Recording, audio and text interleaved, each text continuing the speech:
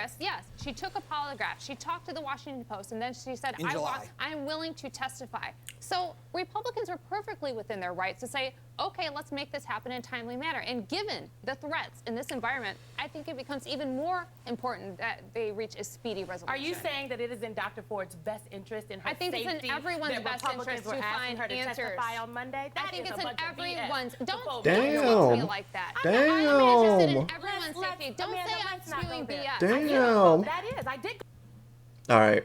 So pausing there, but you get the idea, right? That oftentimes when you're turning on the news or you're watching some sort of like political talk show, whatever it might be, there's always this problem where we go into suddenly a shouting match. And it goes from discourse to chaos, essentially. And this become a large issue in the US, especially because we cease to have like progressive and reasonable and rational talk about important issues, to the point where it just feels like there's two sides that will never want to listen to each other, split forever, and you pick one or the other, you know what I mean? Which isn't the case. And I bring up this video because it could have just been any video, really. We see this so commonly on our news that it's no mystery or no new wonder. But I bring this up because this is actually the prompt for 2009's AP Lang exam. Oh, I see the transition I did there. Essentially, they discuss environmentalism. And not just the topic of environmentalism, but more so the talk around it, right? Or the lack of talking around it here. So let's go ahead and just explore the prompt and see what they're looking for and how we're going to approach the rhetorical analysis of this altogether. So in 2009, they asked, you look at this here, the two passages below, both written by noted contemporary scientist Edward O. Wilson, appear in Wilson's book, The Future of Life. So these are two passages, two different, I guess, perspectives, right? But they are written by the same guy, so he's essentially kind of like offering us these two perspectives from how he understands it. In the passages, Wilson satirizes, satire, we talked about this recently. It's almost like I planned it for a reason. But anyways, Wilson satirizes the language of two groups that hold opposing attitudes about environmentalism. Read each passage carefully, then write an essay in which you analyze how, and this is the part that's actually like of consideration, right? We're going to analyze how Wilson's satire illustrates the unproductive nature of such discussions.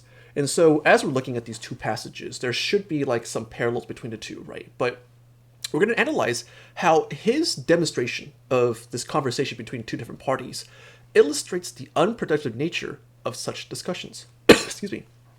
And the passages aren't super long, but they do have their own titles. So when you look at the actual prompt itself, you'll notice that one side is categorized the people first critic stereotypes the environmentalist. On the other side, we have the environmentalist stereotypes the people first critics. And that's kind of a weird term, but what they meant by people first, they're people who consider like, I don't know, people, I guess, over the environment. So like human needs and wants and human, I don't know, economics affairs, political affairs, stuff like that, right? So just like people versus nature, essentially there. And of these two pieces, we're going to have to read both of them to figure out what exactly is being done because they're both talking against each other. And again, we're looking at how their talk illustrates the unproductive nature of such discussions. So with this video, what I want to do is kind of like show you how I would approach a passage like this and how I usually like analyze and process in the first place, going from line to line. So I'm basically squeezing as much as I can from the reading here, and ideally you do the same thing, right? That when you're doing your own analysis here, you're going to kind of like look line from line for as many devices so you can use them later on. Or not, I mean, it's like the more ammo we have, the better, right? So I'll read this verbatim. I'll just do one category of it so you can do the other one yourself here. But let's, again, squeeze all the devices we can. And I kind of color-coded it just because it's like, I guess, easier on the eyes. But I'll stop at certain points to let you know where I'm referring to, right, for these analysis points. So the people first critic stereotypes the environmentalists. They say environmentalists or conservationists is what they usually call themselves, depending on how angry we are. We call them greens, enviros, environmental extremists, or environmental wackos. So I'm looking at this first part, I'm thinking like, wow, okay, these guys are kind of like, you know, aggressive and negative here. And the title says they're stereotyping. So we know that there's going to be some slander involved in here, right? They're not like actually accurately portraying the other party. They're going to kind of like look at their worst or draw out these kind of like negative connotations that society might have painted or they've painted as well. I look at that list they made here. Greens, enviros, environmental extremists. By calling them that, those are pretty derogatory terms, you know what I mean? It's not things you want to call another person that you're debating against, so why would you do that? It looks like it's invectives, right? It shows that, these people have a very negative view on the other side, to the point where they would label them these negative titles. And it's funny because they said, like, depending on how angry we are, so it's not from a place of reason, right? It's from a place of pathos. It's from their anger. It's from their irrationalities. It's from a place where they're judging the other just because, well, they don't share the same views here. All right. Well, they go on to say, mark my word, conservation pushed by these people, okay, kind of, inflammatory, but okay, pushed by these people always goes too far because it is an instrument for gaining political power. Okay. I guess. Let's see how that works out. The wackos have a broad and mostly hidden agenda that always comes from the left, usually far left. Okay, getting kind of political here, or a little conspiracy theory here, but okay. How to get power is what they're thinking. Their aim is to expand government, especially the federal government. They want environmental laws and regulatory surveillance to create government-supported jobs for their kind of bureaucrats, lawyers, and consultants.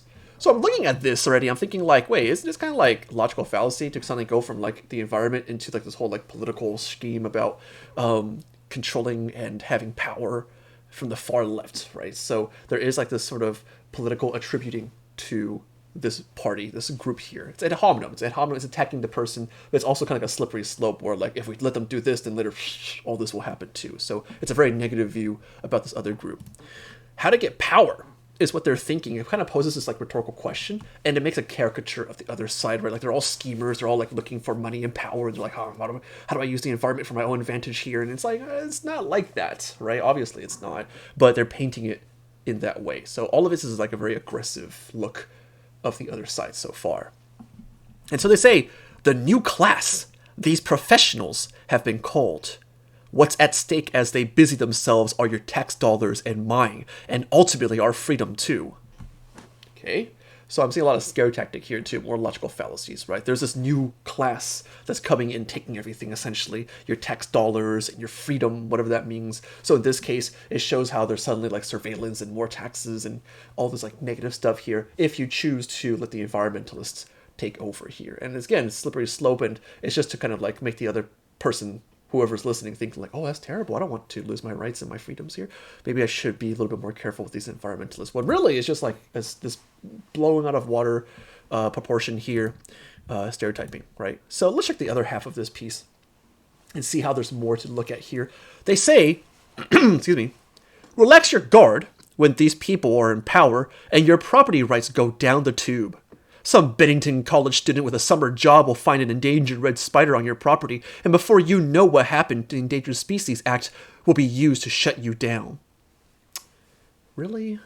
Like, some kid's gonna get out of college and find a spider on my porch and suddenly I can't, like, live there anymore? I highly doubt that, right? Isn't that like inflation? Isn't that hyperbole there? It's kind of an exaggeration altogether.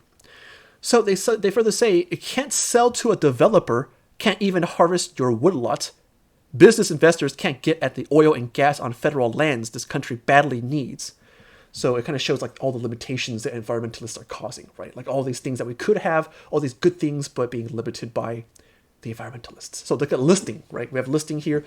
I'll talk about this later on, but there's a device called enumeratio, which is like a long listing of. And in this case, same thing. Just like this parallel listing of things that environmentalists are doing badly for us here.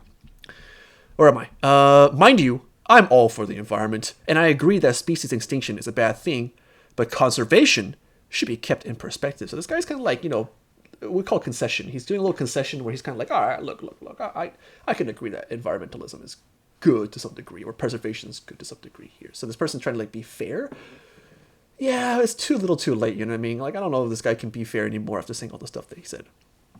So they say, furthermore, it is best put in private hands. Property owners know what's good for their own land. They care about the plants and animals living there. Let them work out conservation. They are the real grassroots in this country.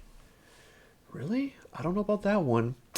You know, they say property owners are good know what's good for the animals and everything. I don't know. We read something about pink flamingos and how these Americans came and destroyed everything when they made their own private properties. So maybe not so much.